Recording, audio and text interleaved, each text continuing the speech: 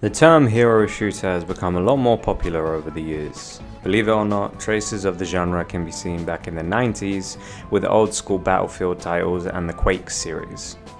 However, it began to flesh out with the release of Team Fortress 2, aided by the promotional Meet the Team series that released alongside it.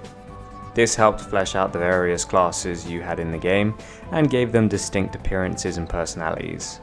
And then, again, the genre saw a great surge with the success of 2016's Overwatch, which then inspired Apex Legends, Valorant, Fragpunk, and various other titles. Simultaneously, something very similar was happening with platform fighter genre.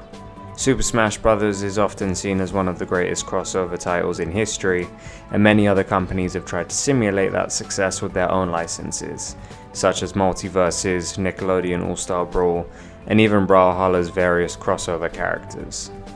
It was only a matter of time before these industry titans began to branch out into other genres. Enter Marvel Rivals. This game took the world by storm with its release late last year and continues to impress since. The most surprising part is that it's actually really good and fleshed out. It's very easy to forget that these are Marvel characters. And that's what got me thinking, just as various licensed properties began to imitate Super Smash Bros. And various developers began to imitate hero shooters, we are bound to have other IPs we already know and love try their hand at joining the fun. So what would they look like? I've already done a DC Rivals video, so I'll skip that and go to what I believe is the next obvious choice: Nintendo. Considering they already have a very successful crossover series, I don't think it would be that much of a stretch to transfer some of the maps, characters, and movesets over. For example, having Mario as an all-around tank who throws fireballs, has a cape deflect, can teleport with his pipe, does damage when he lands, or can go star mode with his ultimate, makes me think he'd play a lot like how Captain America plays right now in Marvel Rivals. Similarly, having Pikachu as a very quick high damage character with a small hitbox who is constantly vault tackling back and forth, summoning lightning, using quick attack to escape, and having Iron Tail as a slower, heavier melee option would make him an absolute backline terror. Yoshi would be an incredible support, laying eggs that he can throw at enemies or allies to damage or heal, swallowing people like Jeff and going into his own egg for a self-heal and escape option. Captain Falcon could be a great melee DPS with a lot of combo potential and not many defensive options. He'd be all about pulling off high skill duels and 1v1s, flaming uppercuts, Falcon kicks, the obvious Falcon punch, and the ultimate of his Blue Falcon. It's hard not to compare him to the immortal Iron Fist, but with higher damage and less survivability. Zelda would play a lot like Cloak and Dagger, with the ability to switch to Sheik for a more damaging stealth persona, while in her regular form, healing through magic and damaging through her light arrows, teleporting as an escape option, and various healing capabilities allow for a lot of CC potential as well. While in Sheik mode, throwing daggers, invisibility, a smoke pellet, and her wire bombs. Speaking of Zelda, Link as a shield character warms my very soul and would be an instant main for me as a tank player. He'd be frontlining with powerful sword strikes, an alternate attack as a bow to finish off enemies who try to escape, or maybe a boomerang to rein them back in. Of course, he can hold up his shield to keep the team safe and create space, not to mention the versatility of his other equipment. You've got bombs, hookshot, ultra hand, ocarinas, fairies, potions, magic, even a Pona. You've also got the new kid on the block, the Squid Kids, Inklings and Octolings. To be honest, you can literally just have them play the exact way as they do in their own games. Even switch it up and make them a support, so any ally standing in their paint is healed. It'd be like if Jeff was actually a healer instead of just a DPS. You see where I'm going with this? You've got the Fire Emblem characters who could be like Magic, Donkey Kong who could be like the Hulk, Bowser who could be like the Thing, Ganondorf who could be like Emma Frost, Gengar who can be like Scarlet Witch, Palutena who can be like Mercy. The list is endless, and although I don't like Nintendo as a company, they've proven more than once they can bang in whatever fucking genre they damn well please. Moving on to the next company who I think could join the cool kids table, Disney. Now, I know Marvel Rivals is technically already a Disney game, but let's not act like they don't have tons of other properties they can mess around with. You're telling me you wouldn't want to play as Darth fucking Vader in Marvel Rivals? A Vanguard with a choke CC, a force pull and push, a devastating melee combo, and a lightsaber throw? the most intimidating character in fiction. Or Yoda, who I imagine would play like if Black Panther and Rocket Raccoon had a baby, then you injected it with enough speed to make an elephant do the Macarena. Even classic Disney princess movies have some hitters. Dr. Facilier is a support character with curses, tricks and illusions like Loki. A CC ability called Shake a Paw's in his hand, where it grabs you, shaking your hand and stealing some of your health. Elsa is a more offensive version of Lunar Snow with great freeze CC, high damage but accurate icicles, and freezing over the ground to hold everyone in place as her ultimate. You could also give her big ice walls like Emma Frost or Groot. Then there's Aladdin and the Genie, who could also play like Cloak and Dagger, with Aladdin as a stealth-like thief, and Genie as the support who grants wishes with extravagant flair. I know it's Disney, so maybe they won't let Aladdin just straight backstab people, but that doesn't mean you can't send Abu to steal ammo from people, forcing them to reload. We've also seen Aladdin try to use a sword before, so maybe it's not too big of a stretch. Speaking of which, Jafar would make a cool tank. He can wrap people up as a snake, form a ring of fire around enemies, shoot magical blasts, and turn enemies into random objects. Plus, I've always thought his genie form looked sick as fuck, and I would love to have that as an ultimate, before he gets sucked back into a lamp. Mulan could be another cool DPS, martial arts strikes, sword fighting, spears, bows, staff, etc. Her moveset could be really versatile, switching between weapons depending on the situation. Plus, a helping hand from Wushu can add some mystical flavor, maybe his fireworks stunt as an ultimate. Of course, you can't have Disney without the mouse.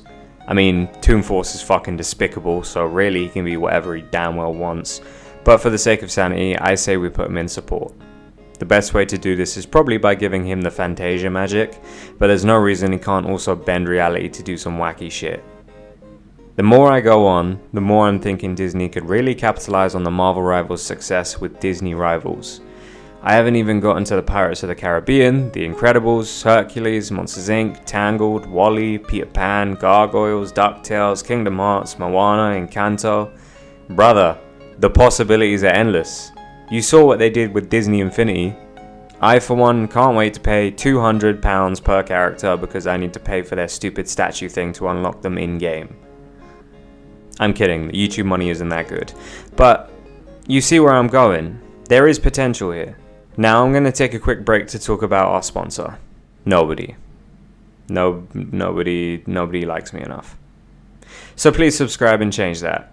If you do, I'll nut into a sandwich bag and throw it off my balcony into oncoming traffic. Next up, I think it's only fitting to give Dreamworks a chance to come to the party too.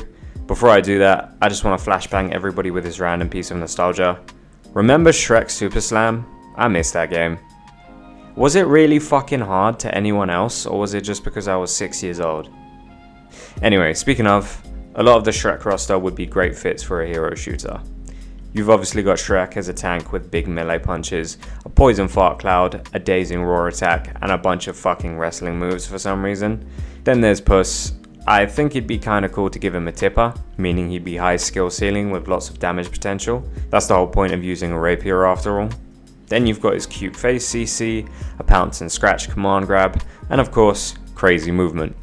Maybe for his ultimate you give him some of his catnip, which increases movement and attack speed. We could also add the fairy godmother as a support. I think she'd have a bubble shield like Magneto, which she could give to other characters, and potions that she can throw to buff people. Fuck knows for her ultimate, maybe she hops into the carriage whip and starts drifting. Sorry, I'm still kind of in a fever dream from remembering Shrek Super Slam. I don't want to give all of the spotlight to the Shrek first, but you've still got Donkey, Gingerbread Man, Death, Prince Charming, Jack Horner, Dragon, Fiona, etc. But don't forget, Dreamworks still has Kung Fu Panda. Po would be an awesome tank with a belly shield attack like Mr. Fantastic, a rollout move similar to the Thing's charge, and a Chi Dragon for his ult, or maybe the Wushy Finger Hold. I want more fat characters in games. No, not fucking you, Dar. I meant characters like Bob from Tekken who can move like a Beyblade for some reason. Then you've got Tai Lung, who would be so much fun as a DPS. Imagine if Black Panther has his usual dashes, but instead of a spear, he has a pressure point strike. And instead of whatever the fuck this thing is, he does his sky chokeslam. God, I just miss Tai Lung. Fuck Kung Fu Panda 4. Go watch the video where I fixed that movie.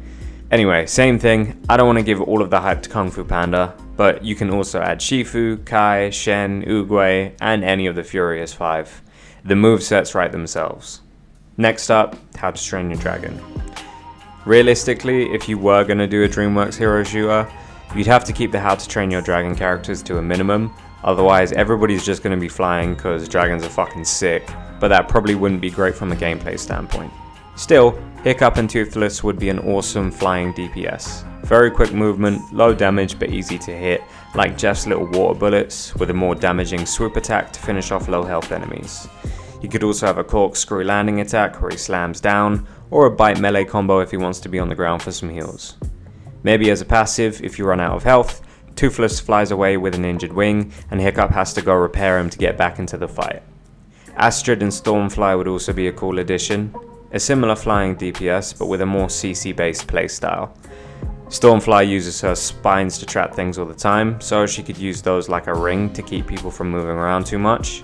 Then, she's also got her Magnesium Breath, which is molten metal, to make the ground slow enemies and do damage over time.